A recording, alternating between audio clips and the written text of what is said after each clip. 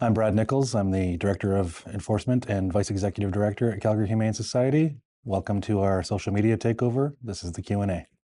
Our peace officers have a very specific role, and that is enforcing the Animal Protection Act of Alberta.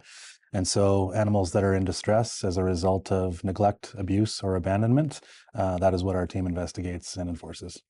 There really is no typical day. You might come in with a plan that goes sideways really quick, but typically you come in, check the dispatch list, and see what's pending. Prioritize those calls based on urgency, and that urgency would be based on the distress of the animal. And then we hit the field, go to these houses and check on the animals, speak with the owners.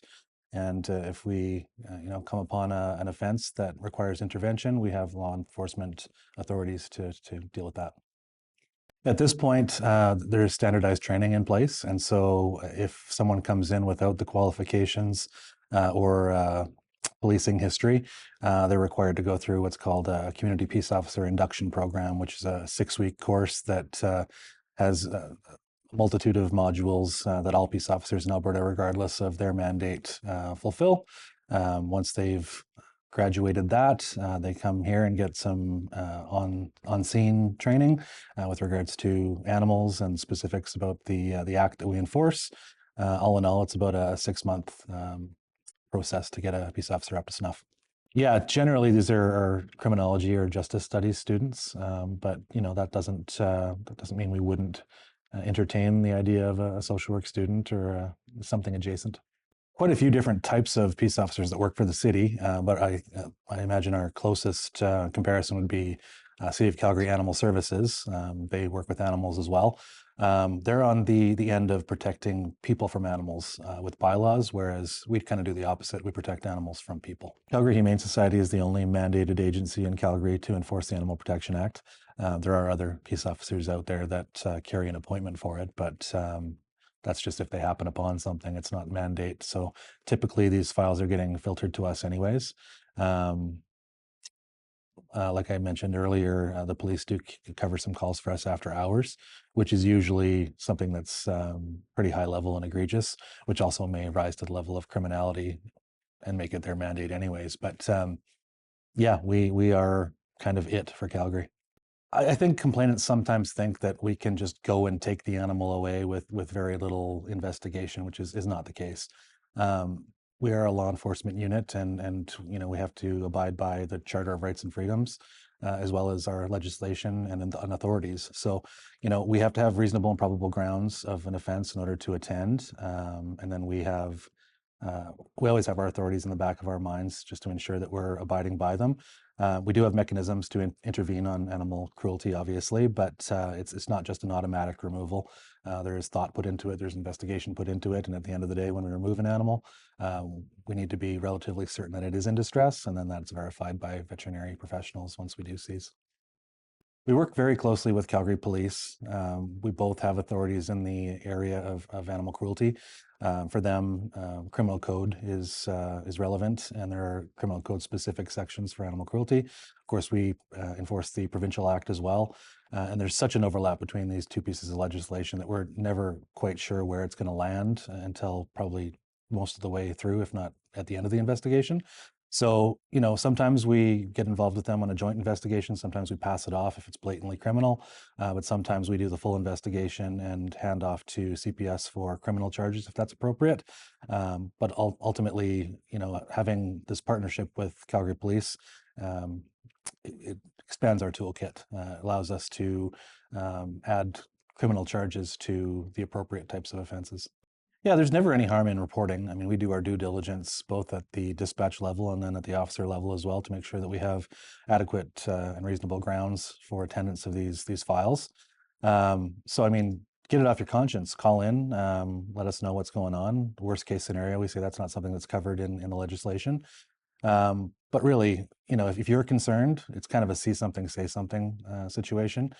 Your gut is probably not incorrect. You know, if you're seeing a super skinny animal or an animal that's deprived of its basic needs like shelter, food, water, other types of medical needs that don't look like they're being addressed, an animal that's been abandoned, or obviously violent acts towards an animal would be a situation that we'd get the police involved in as well.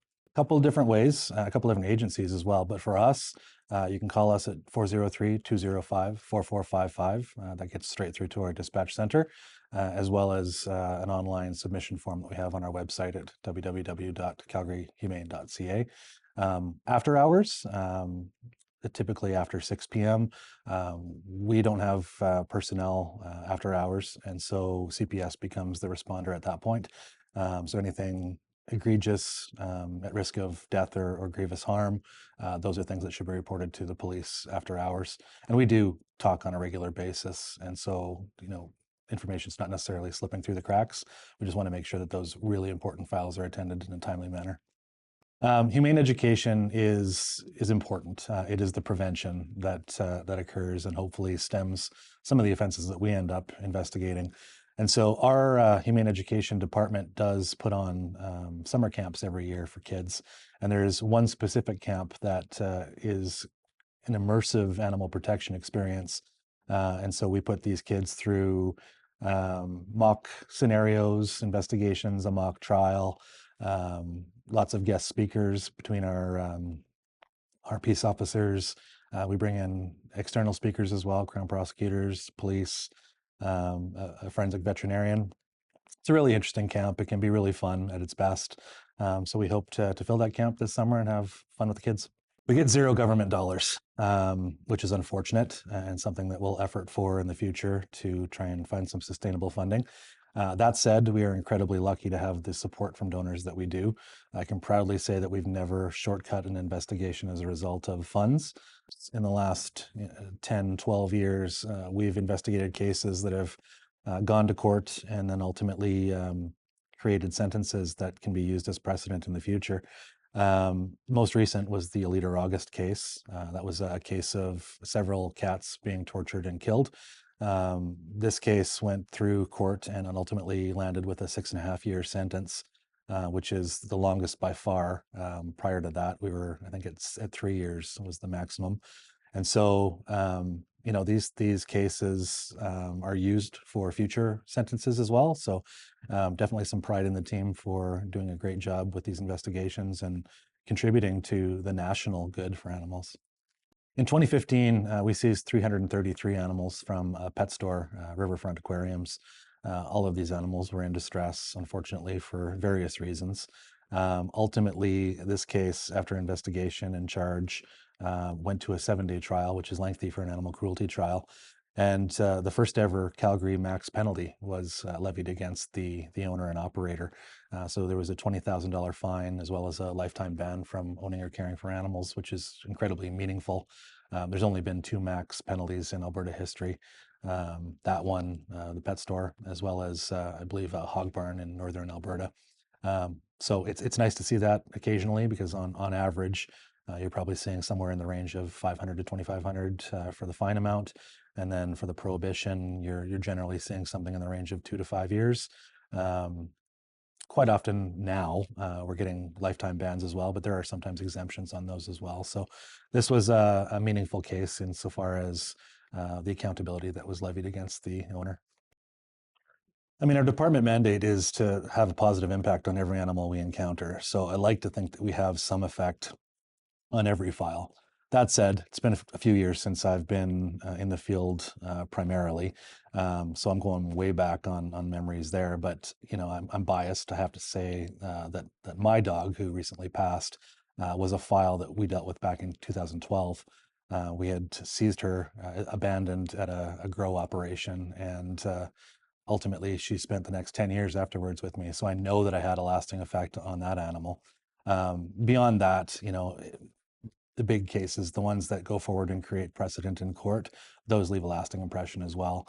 And they allow me to live vicariously through my officers as well. And I'm incredibly proud when my officers are able to put together a solid investigation that lead to prosecution and a sentence that is meaningful. And so Back in 2014, we had a file where a couple animals were killed and left in an alley with their muzzles taped shut.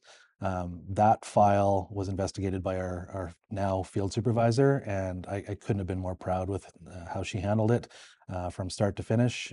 We ultimately ended up putting forward a package that was prosecuted and made sure that there was accountability for these animals. We also got very creative with that file and utilized some veterinary forensics and DNA in order to link the accused to those crimes.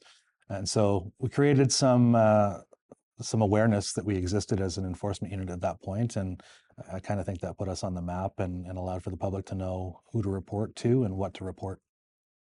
Yeah, so Calgary Stampede, I know it's a high octane 10 days in Calgary, but for us, it becomes a bit heightened just because of the activist activity from across the nation. It doesn't change our activities at all. Every animal is afforded the same protections in Alberta, and that extends to the livestock that come to this event. So we are down there randomly monitoring the barns and making sure that these animals have the basic necessities. We also randomly monitor the events just to ensure that things are being done safely. That said, the events themselves, with the inherent risk of injury, and of course there's been deaths over the years, which are always tragic, those are considered to be reasonably accepted practices of industry. And so they are embedded in the, not overtly by name, but by interpretation, they are embedded in the exemptions to distress, unfortunately. So, an act that would be enforceable would have to fall outside of those generally accepted practices. Biggest intake. We've had quite a few mass seizures. We had a record-breaking cat intake late last year. Ultimately, it was 110 cats that were removed from a house. We've had quite a few cases that have hovered around that 100 number, but if we're looking solely numbers, our highest intake was back in, I think, 2015, where we seized 1,300 animals from a single house. Now, these were primarily rodents, so small animals, many of them babies, but nonetheless, had to examine each and every one of them, treat every single one of them, remove every single one of them. It was quite an effort, and it definitely enhanced the seizure numbers that year, which ended up in the 2,500 range, which we've never seen since. Usually hovers in the range of about 700 to 900 animals. But yeah, that's probably the largest set of animals. Every summer we get a ton of calls, so do the police. Animals, usually dogs, left in hot cars. I don't think people realize how incredibly dangerous it can be. I only need to point to the death that occurred last summer where an animal was left in a vehicle while the owner went for a hike and ultimately perished. That is the worst case scenario, and these are emergency calls. So, if we're seizing an animal from a hot vehicle and there's some medical effect, even if there's not, there's an enforceability to that. And so, what are you willing to lose? You may lose your windshield in removing the animal. You may lose your animal by seizure and ultimately prohibition. You may lose your freedom if you go to jail. You may lose some money paying a fine. It's just not worth it. And I know there's some animals that have separation anxiety, and owners think they're doing the right thing by taking them along on their errands. It's just not the right thing to do. It's too dangerous. Well, we recently we've investigated elephants, tigers, etc. But most recently, and I guess most present in mind, we dealt with an abandonment of llamas just this past year, which was incredibly difficult to deal with because they were feral, they'd never been touched by humans, and they were on a huge parcel of land. So capture was difficult. So we took a stab at it one day with multiple personnel. We brought in external agencies, so we had more bodies. And unfortunately, full day effort, we just couldn't catch them that day. But that said, we can't just leave them behind. They don't have care. So we did take a second stab at it with some different strategy and ultimately did catch them. We're able to load them, transport them to sanctuary where they could live out their days. Smallest animal, like I say, every animal is afforded the same protection. I have personally laid charges on a hamster neglect file. We've had mice files, we've had all kinds of small fish, You name it, we deal with it. It is primarily dogs and cats just by volume of pets owned, but it does get pretty weird sometimes. Strangest one's going to be the tiger. We had a zoo in Ontario bring a tiger across the country for conservation purposes. And they were hosting events at nightclubs while the nightclubs were open for their intended purpose. So there was some concern about decibel level of music and interaction with the public and stuff like that. So we did some cursory investigation and went down and did an inspection. I walked into the club and couldn't see a tiger. So I was led out to the alley, and there's a tiger out on a leash, um, way closer proximity than I was ever comfortable with. But the handler said, "Don't worry, it's on a leash." So I ceased to worry at that point. Um, but yeah, it was unique for sure. Closest I've ever come to a tiger without bars, and maybe probably won't do that again. Lots of ways the public can help. Donation, obviously. So that might be your time, whether that's volunteering at the Humane Society, whether that's fostering animals. Um, Monetary donations are obviously important. We are fully donor funded, zero government dollars. So that's we're incredibly grateful for that. But also reporting. See something, say something. We can't intervene on something that we don't know about. And so these are the various ways that the public can get involved in our mandate and help us to do our job. Calgary Humane Society will be hosting Dog Jog, a walk or run to end animal cruelty on May 31st this year. It's at North Glenmore Park, and it is one of our signature fundraisers. This one is centered around our animal protection team. It's a great opportunity to get out and learn about animal protection. Our officers will be there along with activities that are related to animal protection. So it's a good opportunity to have a conversation with the peace officer, not at a doorstep with some intention of investigation. This can just be a friendly chat. We also have a beer garden, live music, the walk and run, obviously. It's a good family friendly event, and we hope to see plenty of people there.